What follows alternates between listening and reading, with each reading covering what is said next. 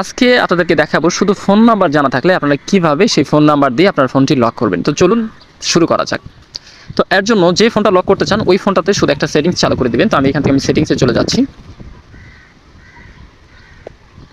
সেটিংসে আসার পর সবার নিচে দেখতে পারবেন গুগলে ক্লিক করবেন। ক্লিক করার পর এখানে দেখতে পারবেন অল সার্ভিস, এখানে অল সার্ভিসে ক্লিক করবেন। অল সার্ভিসে ক্লিক করার পর এখান থেকে একদম নিচে চলে যাবেন। নিচে চলে গেলে দেখতে পারবেন থিফট প্রোটেকশন, এখানে ক্লিক করবেন। ক্লিক করে দেওয়ার পর এইখান থেকে একদম নিচে দেখতে পারবেন রিমোট লক। তো রিমোট লকে ক্লিক করবেন। ক্লিক করে দেওয়ার পর এখান থেকে এটা চালু করে দেবেন। ব্যাস, এটা চালু করে দিলে হবে, আর কিছু করতে হবে না। এইখানে নিচে দেখতে পাচ্ছেন অলরেডি আপনার ফোনে যে কয়টা সিম থাকবে সেই নাম্বারগুলো অটোমেটিকলি এখানে বসে যাবে।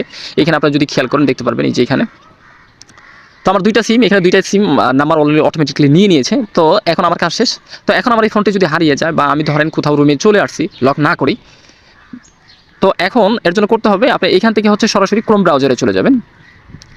ক্রোম ব্রাউজারে চলে গিয়ে এখানে ডিভাইস লক বা রিমোট লক লিখে সার্চ করবেন। সার্চ করার সাথে প্রথম যে ওয়েবসাইটটি দেখতে পাচ্ছেন রিমোট লক গুগলের, তো এখানে ক্লিক করে দেবেন। ক্লিক করে দেওয়ার পর ওই ফোনে যে নাম্বারগুলো আছে যে কোনো একটা নাম্বার এখানে তুলে জাস্ট লকে ক্লিক করে দেবেন, অটোমেটিকলি লক পড়ে যাবে। তো এই ছিল আজকের ভিডিও। এরকমই সব গুরুত্বপূর্ণ ভিডিও পাওয়ার জন্য অবশ্যই পেজটি বা চ্যানেলটি সাবস্ক্রাইব করে সাথেই থাকুন। ধন্যবাদ।